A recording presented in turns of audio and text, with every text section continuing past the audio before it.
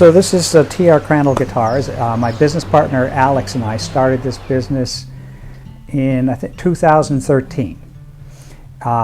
Both of us had worked at Matt Umanov's previously. He worked in sales at the time, and I worked in repairs, and we just decided we wanted to make, you know, a guitar shop that kind of reflected our values and interests and so forth.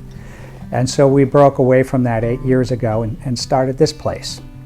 It was in a much smaller space on 3rd Street between A and B up until 2 years ago. I spend probably, maybe, I feel like some days like more than half of my time trying to undo poorly thought out repairs.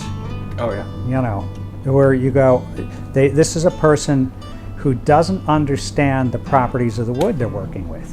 You know, spruce does not behave the same way as mahogany or rosewood. Each wood has its own set of properties.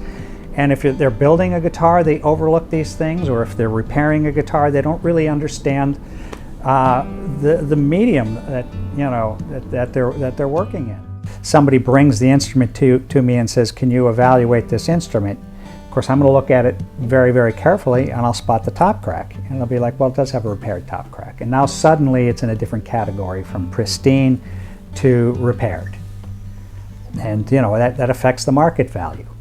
So let's use this one you're holding here maybe as an example. The reason why I chose this one, even though it's not a great guitar, it's pretty cool, but it shows the issues of what can happen with dryness. At least several of them sort of compounded, right? Mm-hmm. Obviously, you have the top cracks, right? You know, and what can make something like this complicated to repair is you think the top cracks are caused by the top shrinking, right? But in fact, a lot of times on arch top guitars, it's from both the top and the back shrinking.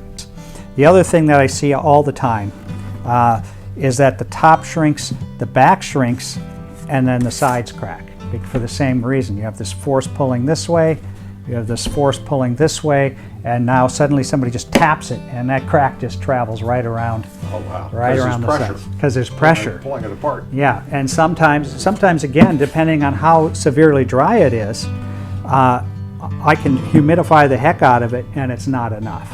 Right. And I have to pop either the top or the back loose in order to get that side crack to line up. And you do that, and it's like the instrument is suddenly, you know, in relief. It's just like and the crack lines right up. Well, you know, if you're watching this video, we hope that your guitars are survivors, and that you don't have to come see Tom too often for a repair.